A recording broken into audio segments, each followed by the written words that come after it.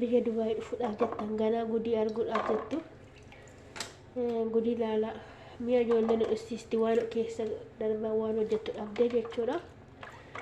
Na biyya Dubaay jettanii warri maqaarra baastanii biyya biraa teessanii biyya Dubaay dhufuudhaaf boochaan garuu carraan namaa gargarii dhugaa isiniin jedha.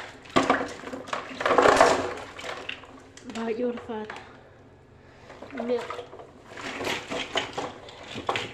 Waan hojjettu dhabdee mana nu dhisiistee ala nu dhisiistee dadhabnaa akka nuti kana dhedhummoo goote jechuudha.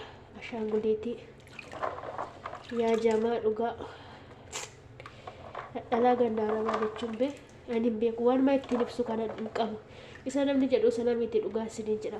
Waan mi'a keessa darbine gaafa maallaqa finnu namaaf immoo waan yaadnu biyyaaf immoo maatiidhaaf immoo hiriyaadhaaf immoo ollaadhaaf immoo waan nuti hawwinu innaa suuqidhan otoo eekilee kooti kana bitee galee otoo eebaluu kooti kana bitee galee jenna akkanatti xabbaafamnee jechuudha. Dhugaa gandi arabaa Itoophiyaa kabaja dhoowwattee jirti. Yaa obboloottan koo biyya Dubaay keessatti Itoophiyaan filan qabdu kabajan qabdu. Kama Pilippiinii tokko dheengada 1800 fidan dhugaa isinii jira. Mataatti baatanii kan biraa godhanu guyyaa 3 paaspoortii harkaan laxxattee waa hunda harka fudhattee badde kisaaraan keessa galchite jechuudha. 1800 dhuftee mucaa tokkittii eeguudhaaf inni gottee badde jechuudha. Yaa obboloota tokko keenya carraan adduma hundaa'e biyyi keenyas baay'ee raafama keessatti nus warri biyyaa baane baay'ee rakkachaa jirra. Waan sanaaf hin galle dhugaa maaf akkana qormaanii baay'ate laata.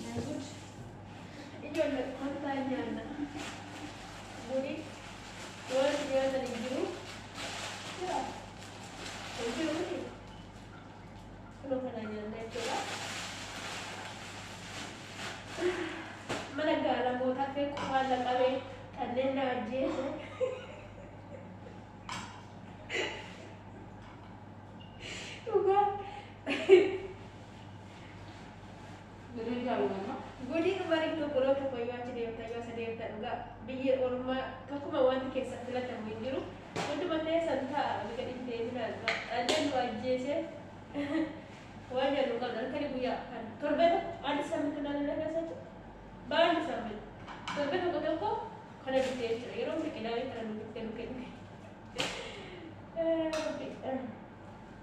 sini jelas ada mau orang tangkap nak kau nak kau boleh tu.